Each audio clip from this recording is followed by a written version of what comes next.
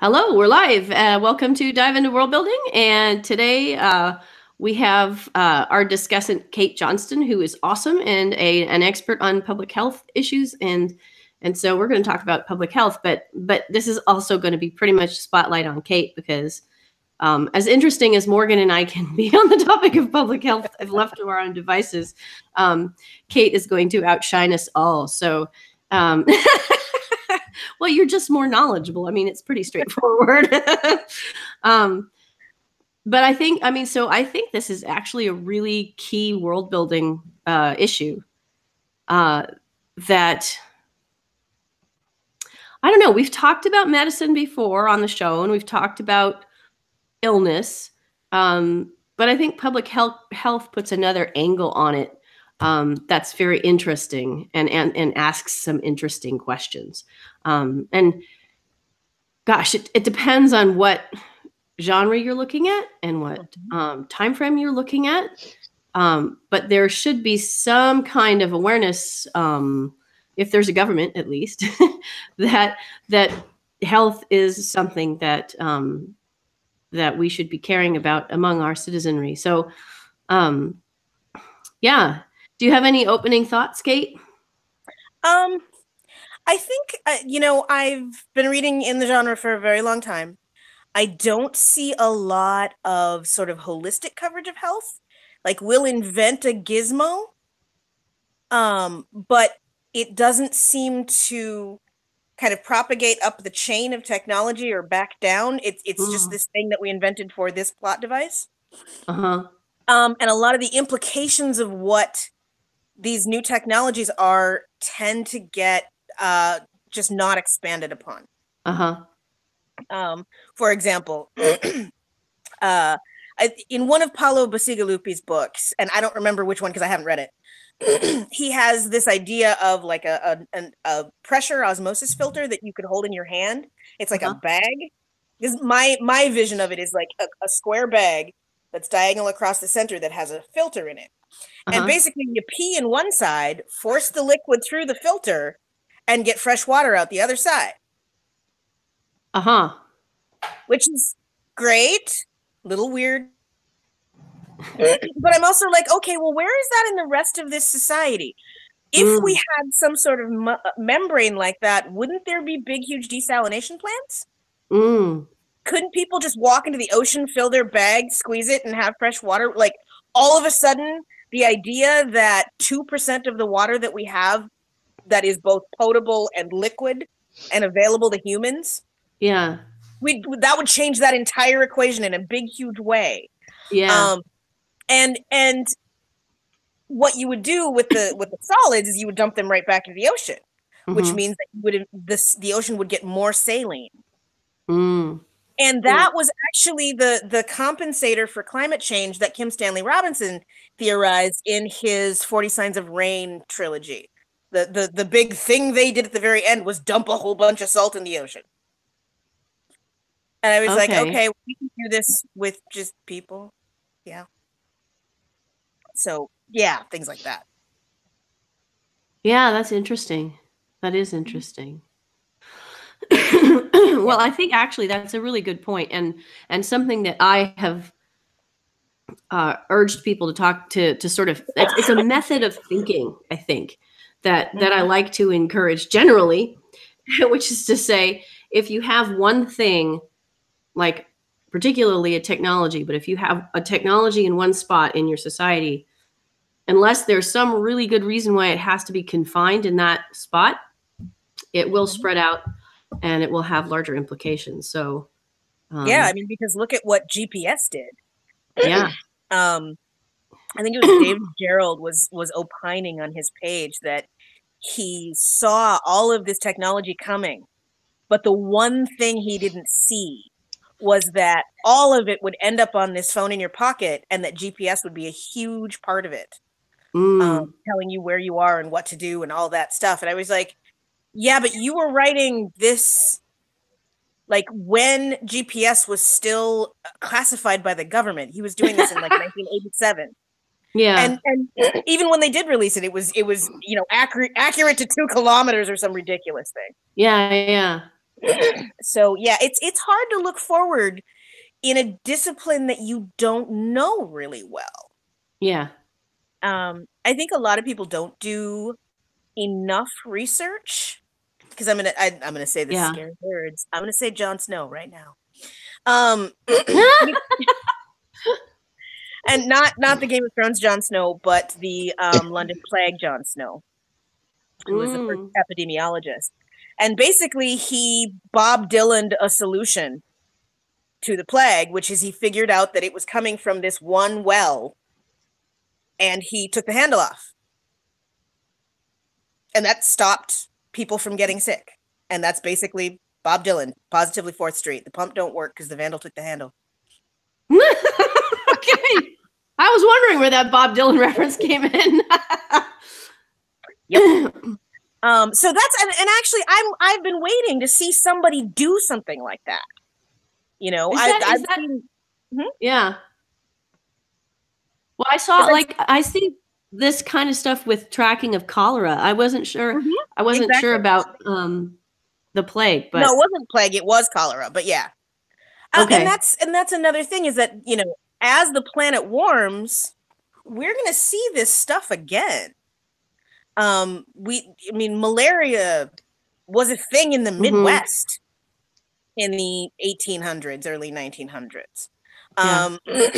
I wouldn't be surprised to start seeing everything that uses a mosquito vector to be moving into Florida, Texas, Louisiana, all of that. As the water rises and gets warmer, their range is going to spread. And so we're going to have, you know, breakbone fever and stuff that we don't have right now.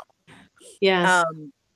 And I don't know what that's going to look like as far as public health goes, because right now our health is not particularly public. Yeah. And despite spending years studying this, I am really not a huge fan of the CDC. I think they're pretty toothless, and a lot of their priorities are not all that useful. But one of the things that I wonder about that is that, okay, if we're going to have this, like, okay, in the future, are we going to have one medical infrastructure across all countries? And is that going to be, in order to have equality of opportunity, we kind of have to have all one standard, and the way that we do that pretty much is by consolidation. Yeah. And would that then function as your functional world government? Oh, wow, yeah. Yeah. You know, because what's more important to you? Your health is your thing. It's your body, and that's the resource you have to work with in order to extract a means of living from the economy that you have. So, yeah, it's kind of important. Well, yeah, I can see your point.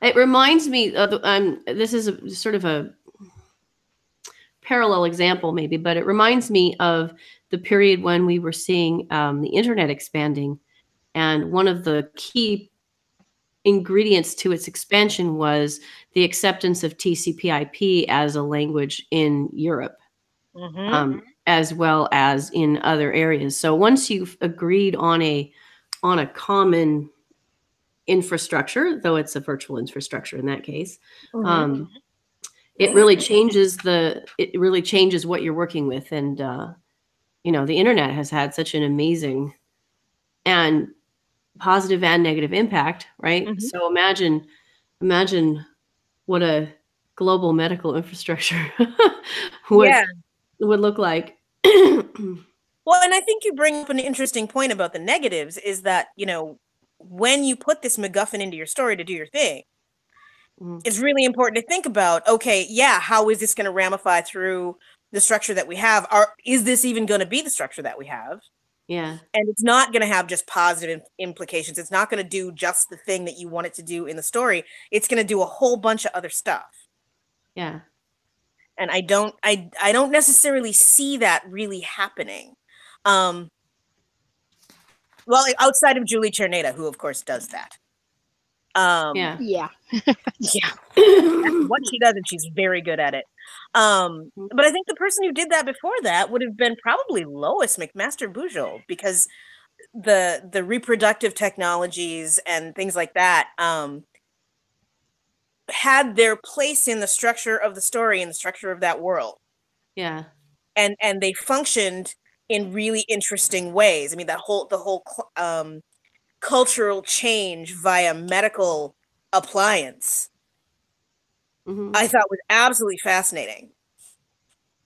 And we're going to be seeing that in terms of when we get to personalized medicine. Medicine is already personalized to white males between certain ages, because those are who your study subjects are. Those are, for the most part, the chairs of departments who are deciding what's being studied. Yeah. And they were considered, the gold standard before we realized that, wow, people are really, really different. And I'm not even sure we have a consensus yet of whether the differences among males is larger than the differences between males and females, but there's a big, huge deal with that. And also, things affect children differently. Things affect the elderly really differently. And I don't see a bunch of that necessarily either. I'm interested in what's going to happen with sort of not reincarnation, but sort of life extension technology. I don't think we're going to crack that anytime soon. Yeah. Which has a lot of implications. This is our cheat for generation ships and things like that. I wonder whether we're going to be trapped in our local solar system much longer than we think.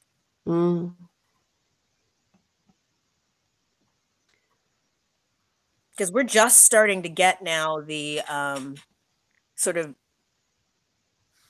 insulin monitoring tattoos and chip implants. I mean, those are just starting. And we've been looking at characters with implants for I don't even know how long. 20 years? But yeah, I mean, in terms of implications, there's some other ones.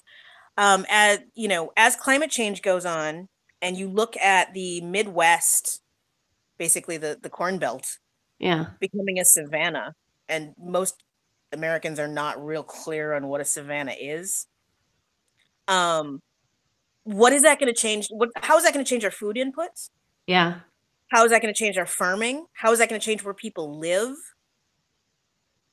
As water rises, which is something actually Kim Stanley Robinson did fairly well. I'm sorry, not Kim Stanley Robinson, Stephen Baxter in Flood. The datum, the sea level is rising, so people were losing ground, and something like 80% of the population lives within 100 miles of a sea something or a river. Where are those people going to go? How is that going to work? Because, the most marginalized people are never going to have the wherewithal to move. Right. But they're not actually going to live knee deep in water. So that's a whole big thing of how is that all going to work? And how do you make that huge of a population move healthy and safe? Right. And I don't know that you guys know that there's a strategic medical stockpile in the country, right? Okay. I did not know. Yes.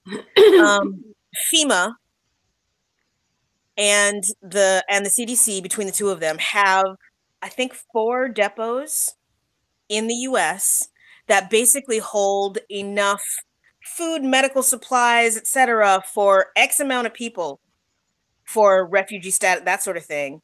And that's ready and packed and kept rotated so that it can be moved out in a 72-hour period. You can be out there with tents and food and emery, that whole thing. We've never actually used it. And I'm thinking we probably should, and that would be a really great story. Interesting. Yeah, you can find out about it. It's public information. It's just that it's one of those things of, because people don't know to look for it, they don't ever find it. Sure. Yeah. Wow. Cool. So, I can just imagine like people, I'm scribbling my notes very quickly. So people who watch this are going to be like, oh, I do this and this. Oh, and this too. So one of the other things that you mentioned wanting to talk about was vaccinations. Yeah. Okay, we now have a vaccine for certain types of cancer. Mm-hmm. And if you ever want a really long rant about how much I don't like the CDC, that's the one. Ah, interesting. Yeah. But are we going to get those for other diseases, and how is that going to change it? If we manage to figure out what creates plaque in the brain, and we manage to have a vaccine against that, what do we do with all these people who are now not demented and not dying? We think we want the boomers out of the way. Wait till the greatest generation doesn't go anywhere. Yeah. So and then we're back at the medical infrastructure of how does the insurance work? Who gets to pay for what? Who gets what paid for? Is it only rich people who are allowed to live and not become senile, or is it some other thing? Is it mediated some other way? Yeah. And we've learned a lot in the last 10 or 15 years. I mean, I don't think, like, Juliet, when you had your kids, were they talking about how children's DNA changes yours? No. Well, that happens. Well, I mean, yeah.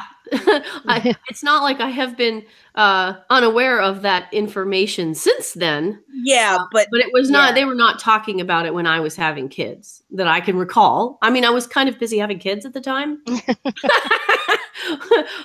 But I mean, in the lead up, I didn't remember hearing anything about that. So yeah. Well, and I mean, we were really thinking that the genome was going to be it. That was going to be the Lego block of life, and we were just going to be able to swap those in and out and do all sorts of stuff. Well, it turns out that's not it. Yeah. You ever tried to build something really intricate that looks like the real thing with Legos? Sadly, yes. And I think there's still a scream reverberating through the atmosphere. Yeah. So using, looking at that, it should be clear before you get there that that's not the only thing you need to know. But, yeah. Right. Yeah, I'm a big fan of using the directions for Legos. Thanks. Yeah. But yeah, we thought those were gonna be the directions, and it turns out epigenetics is such a huge deal. Right. And the interface between your body and your environment, and your body and your mind, and your mind and your environment. Those are all really, really, really interesting things, and most of them are overdetermined by pretty much socioeconomic status at birth. What do you mean by overdetermined? Whether or not you have the genetic predisposition to be obese has a lot to do with how well your great-grandparents ate. Okay. As long as you're the biological children of whoever your people are calling parents. I'm not, so it doesn't matter. But yeah, that's that sort of thing. Things that happen, literally things that happen to your mother while you were in the womb really do matter. Like, the old wives were not wrong. They were just wrong about what they were. Yeah. So, and a lot of that you don't have anything to do with. It's sort of like, when kids walk up and they go, I'm taller than you. And it's like, yeah, what did you do to get there? Eat? Yeah, sure. Che. It's that one of those you didn't build that moments. Hey, Che. She may be on mute. Oh, yeah, she is. She's on mute. Yeah. Well, she can be. Yeah. Did you have anything else you wanted to say about vaccinations, particularly, Kate? I don't know whether there's, I mean, Well, it's worthwhile to ask whether people know what vaccines are in a particular story world. Oh, yeah. Well, I mean, I think you could do an entire story on just whether you get one or not. Actually, somebody did. Who was that? Might have been Aliette de Bodard. I'm not sure. But there was one about, kind of like the flu thing here. A child is really sick. Yeah. And the person who is in charge of handing out the medications is the parent. Oh, yeah. And they have to decide whether they're going to skirt the regulations in order to save their kid versus somebody else's kid. And I have no idea what story that was. I really wish I knew. We've also got stuff happening. I mean, there may be a way of regrowing teeth very soon. Yeah, I'm looking forward to that one. Yeah. A writer recently posted on Facebook, my parents' bone mineralization is coming back. And I'm like, okay, we didn't do this 15 years ago. Yeah. Yeah, I saw that actually. That's cool. Right? Yeah. It's great that we can do that. It is, and part of that is space station research. Yeah. Oh yeah. Yeah, the space program is responsible for an extraordinary number of the technological advancements and scientific discoveries just from the very beginning. Yeah, I think actually that it's worth noting that we don't really have a sense of how useful the space program is. We think of it as, why would you do that? Like, to a certain extent, it's like, well, we're going to fling things up into space. What's that for? But at the same time, it's made so many different things happen in our world that Velcro that we would not prefer not to do, to do without. So. Yeah, periodically you'll see a list go by of here are the things that we have gotten from the space station or from space research, and it's everything from Velcro to synthetic motor oil, and a lot of anti-vibration stuff. There's just and some of it is just logistics. Yeah. When you have the engineering requirement that you can only use one size bolt because that's the only wrench we have up there. Yeah. Totally changes your engineering. Yeah. But now we don't, that is becoming less of a thing because now we have a 3D printer up there and you can just print the tool that you need, which is just weird. And actually, we were just talking about this at work. Some of the biotech companies, including people like Medtronic, who are local, are already printing tissue. Oh, yeah. So printing bone, printing cartilage, printing, how is that going to change stuff? What's that going to do to the, cadaver sort of donation? What things are we going to build from that? I really think we're headed toward sort of vat-grown meat thing, and I'm not sure how pro that I am.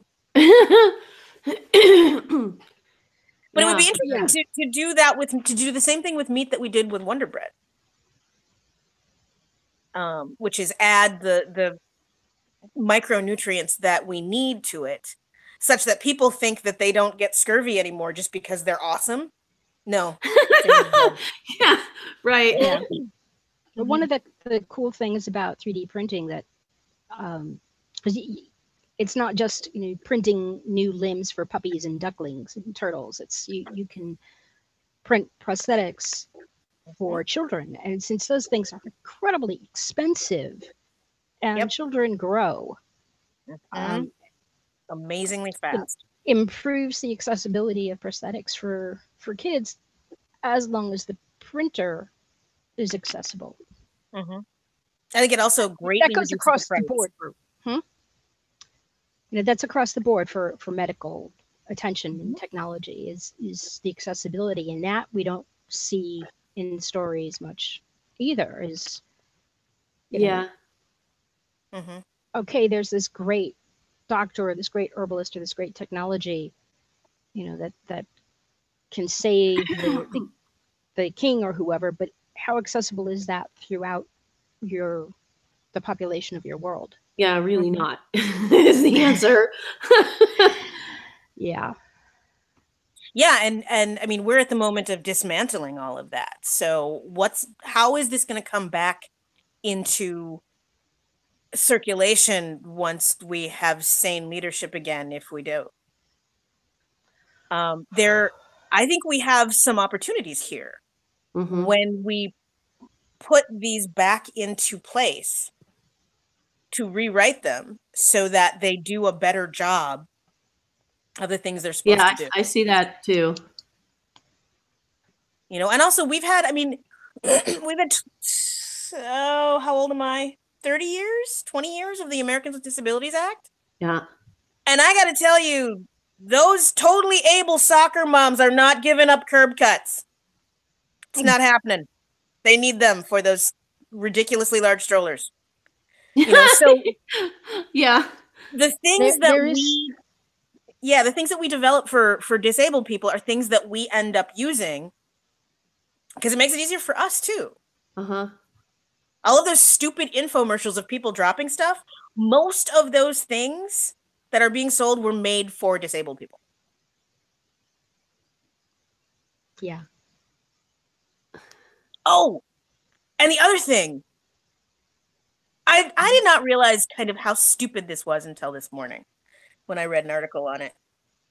Did you guys see the story of the dude who was injecting himself with his own herpes cure?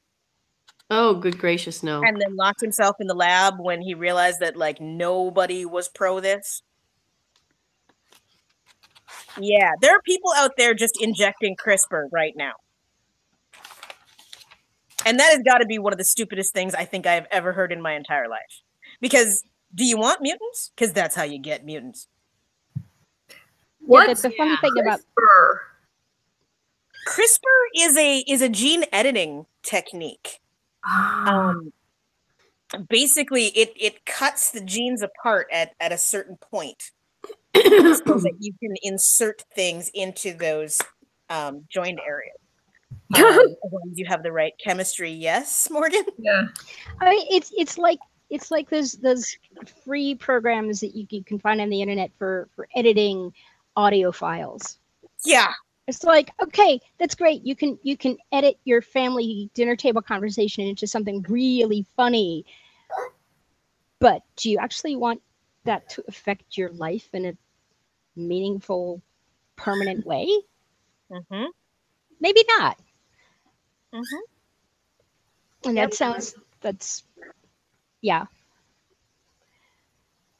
It's like the things that we can use most easily to make things much, much worse are readily accessible, like editing at home. And the things that we could use to make life much, much better are not easily accessible. Like healthcare. It is a regressive relationship, you're right. Yeah. I'm not sure I know why that is either. Although it's economics. It is economics. And it's also that we've just had enough time. The early 90s, Craig Venter made absolute history by looking at his own genome and decoding that. Now you spit in a tube and send it to some company. Yeah. Things are moving really, really quickly. We just don't have a good gauge as to how far and in what direction and why and to whom. Yeah, well, I think the question of prediction is always going to be difficult because, there's so many different directions things can go, right? I mean, the fact that we use clocks that go clockwise is kind of accidental, right? Because back at a certain point, there were clocks that went clockwise and counterclockwise, and for some reason that I have never actually been able to determine, the ones that became popular were the clockwise ones. And now it'd be like, why would you do that backwards? I have no idea. It's just inconceivable, right? VHS and Betamax. Yeah. Oh, yeah. Yeah. Suicide doors. What are those? Oh, they're the doors on cars that open backwards.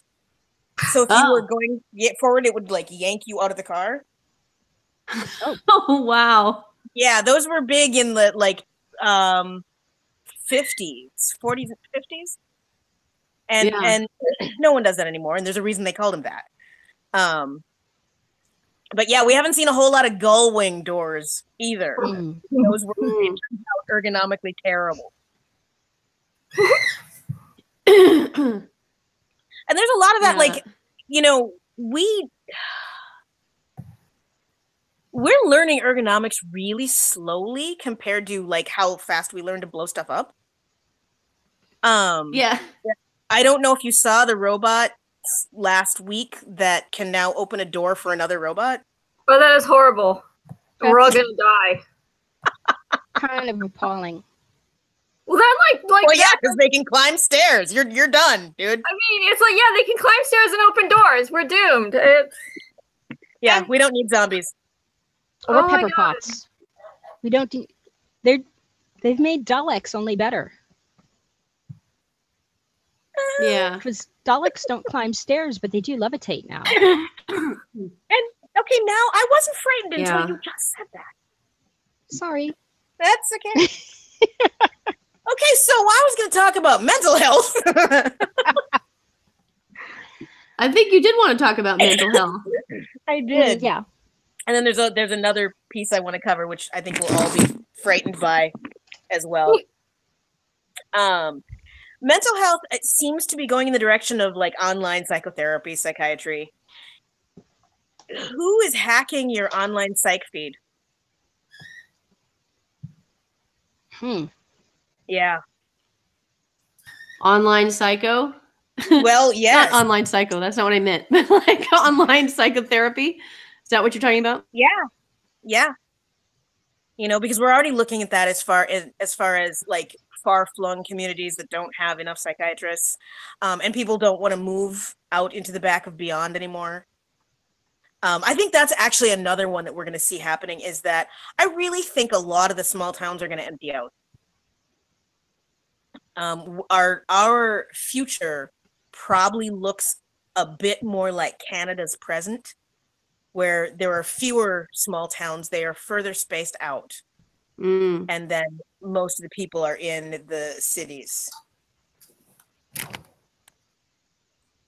that's where the stuff is. I mean, that's where you would get things to recover from your tornado and things like that. Like, you know, I don't think you're going to get that if you're... I can't even... Morgan, where do you actually Where do I live? I live in central New York. I live in broken up farmland. The one of the local farm owners has been parceling out their land for decades now. Yeah, is New Paltz still a tiny city? Oh, New Paltz is a few hours from here. Probably. I never look at it. But I also live 6 miles from a village, which is an actual, you know, people can walk from one end of the village to the other in a matter of half an hour. It's like a mile, maybe a mile and a half long down the main street. Kids walk to school within the village. And that's where the grocery stores, and there are some doctors and a pharmacy there. So that's 6 miles.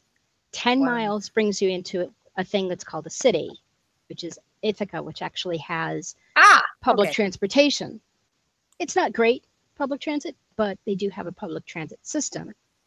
And most of the larger employers are within a few miles of the city of Ithaca. Right. So Well, they would we've have got- to be because it's also a college town. Yeah. Yeah. Yeah. But there are manufacturing Mhm. jobs as well. Okay. We do have probably more than our share of vets, but that's sort of inevitable. But also, there are still dairy farms here in the area, Mhm. and the people who raise alpacas and sheep. So there is within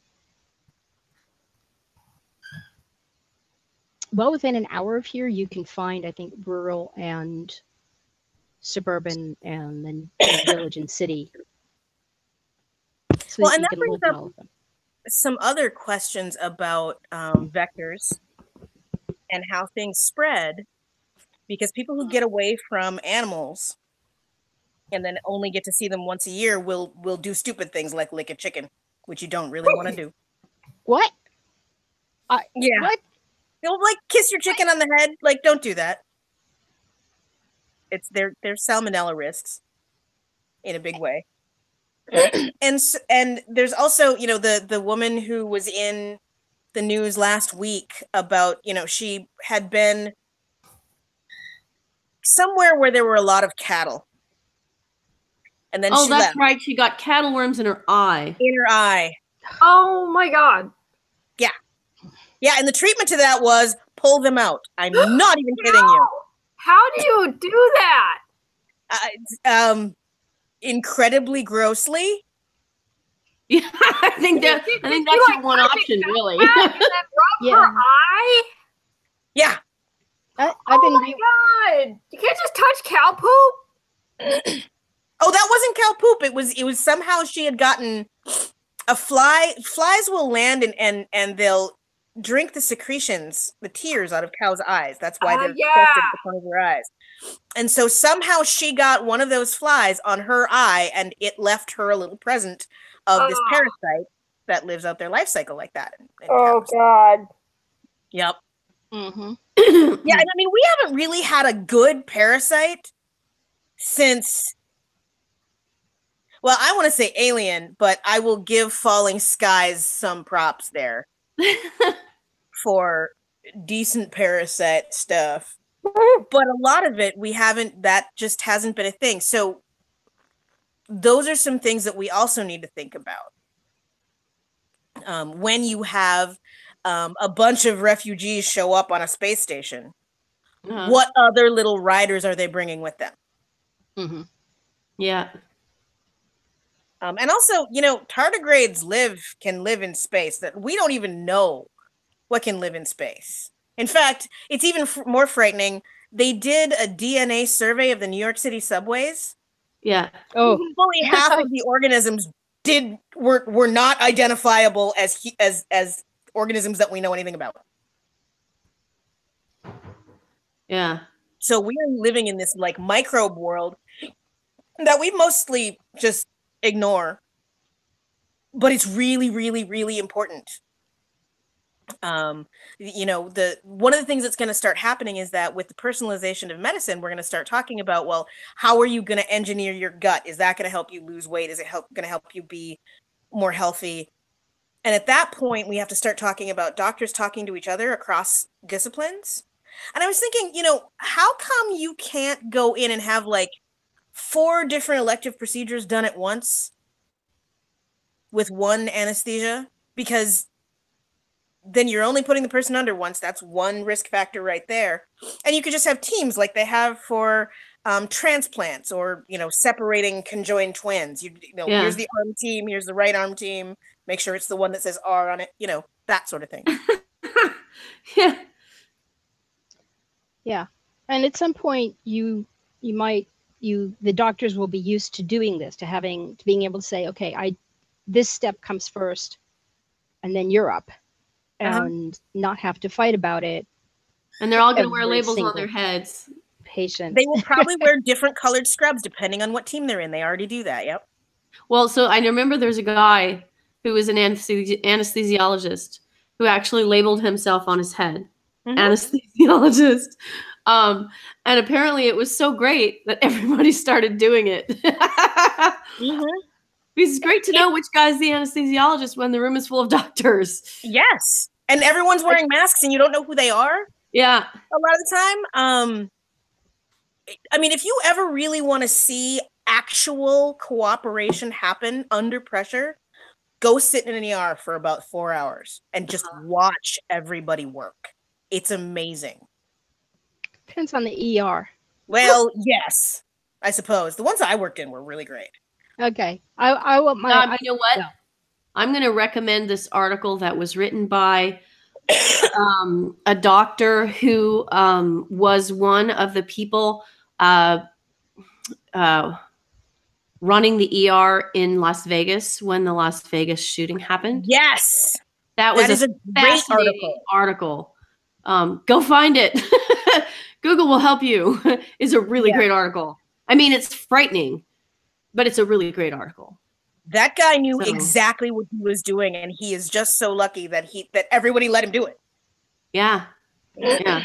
Because a lot of what I see sitting for 4 hours or what I have seen sitting for 4 hours in an ER is, why are you people all over there doing whatever you are doing that has nothing apparent to do with patients while we are sitting here and our kid is in pain and nobody is even talking to us, much less doing anything, or not even so much as explaining, okay, nobody's here because everybody is in some great huge emergency in a different part of the hospital that you can't see or hear, right? Or nobody's here because we're short staffed because nobody pays us enough. Yep. Yeah. So that's what I see a lot in ERs. And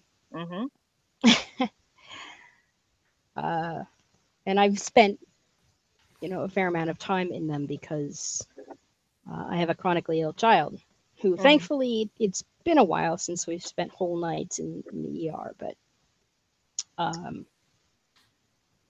that was our experience, is a lot of sitting around and waiting for someone to come and do something. Yeah. Well, that's actually one of the things that I would like to see as a thought experiment, would be, what would it look like to have every hospital fully staffed to the level that it needs to be, not the level that we currently pay for? What would nursing homes look like if they were actually staffed to a level where they could actually take good care of patients rather than just trying to keep everybody mildly alive until I get off shift?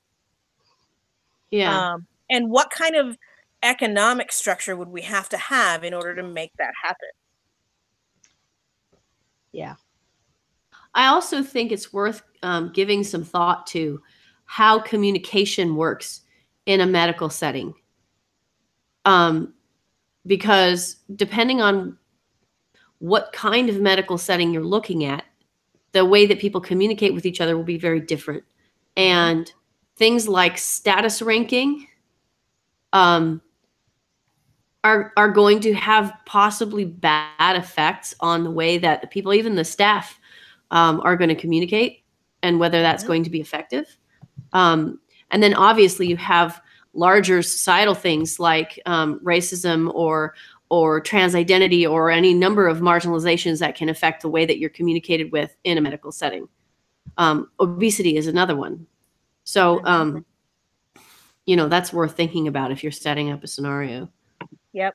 Well, and if you think about it, the one of the first gender confirmation surgeries was done in 1970. So we're starting to see elder trans people starting to enter nursing homes. And if you want a puzzle in starting a catheter, you got one. So there's a whole bunch of, how do we deal with that? And then that's not even talking about the sociological aspects of who's going to be their roommate? And how are they going to deal with that? And how are their family going to deal with that? Yeah. You know, are we going to have separate convalescent homes for gay people, for, you know, your various marginalizations? And then who's going to be your edge cases that are going to fall through those cracks too? Yeah. You know, because, you know, in most places I can be Black or I can be gay, but I sure as hell cannot be both.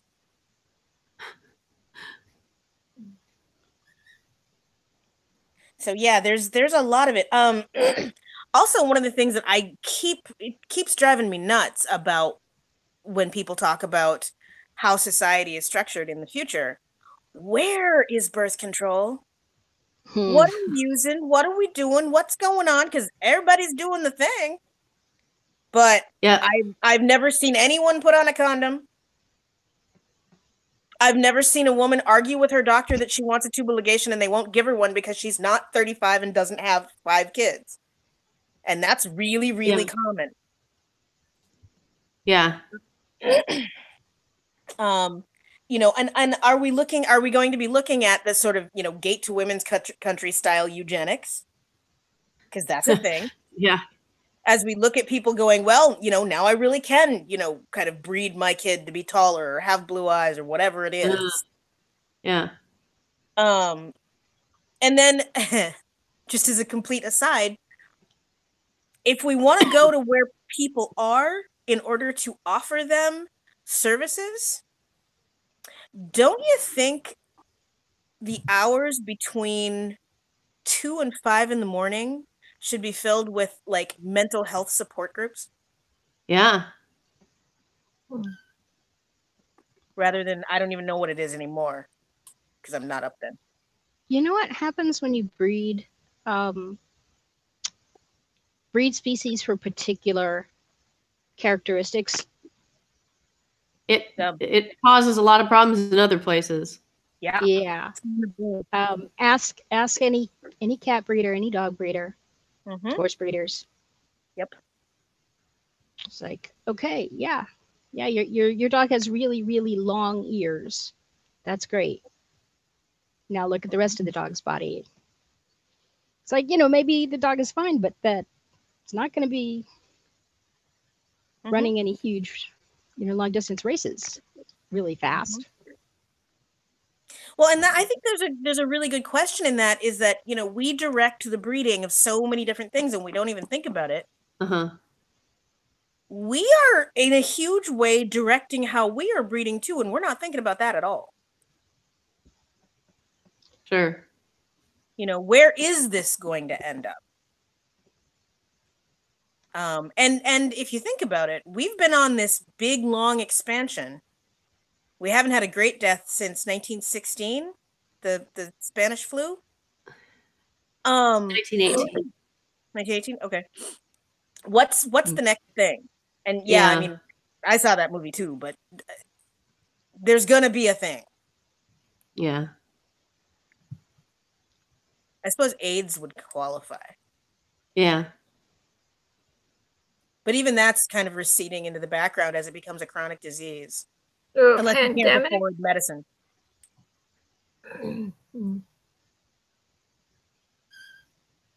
Yeah. I mean, the flu has been terribly bad this year, but we're hardly hearing anything about it. I mean, we've had articles about it, but I'm seeing things saying, well, you know, 3,000 people are dying a week. I'm like, really?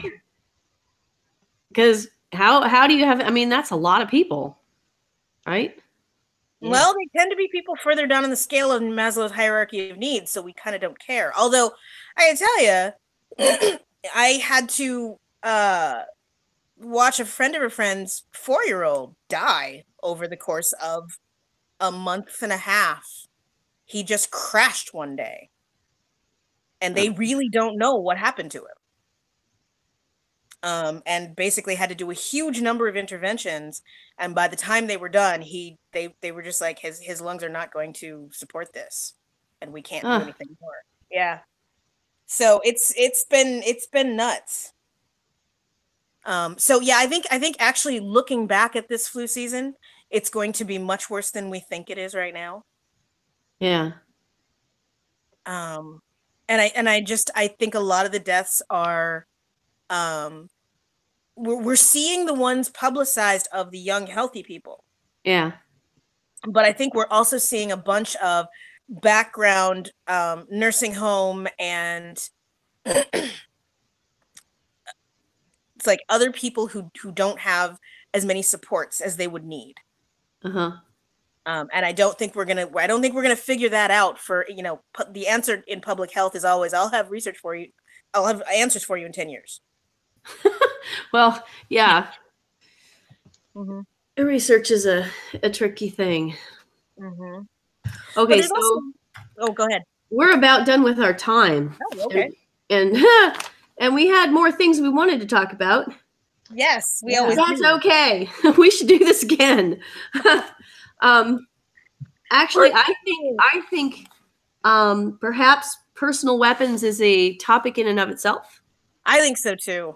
Mm-hmm. So I'm gonna put that on the list for possibly next time, but I'm gonna just put that on as its own topic. And then mental health. Well, I mean, you mentioned it once, but again, that's another really big topic. So I think we may need part 2. That's Che's suggestion. So I definitely think we should do part 2, but not next week. Yeah. So right now I'm in a place personally where it's very hard for me to anticipate what I'm going to be able to prep for from one week to the next. So I'm not going to commit to the topic for next week quite yet.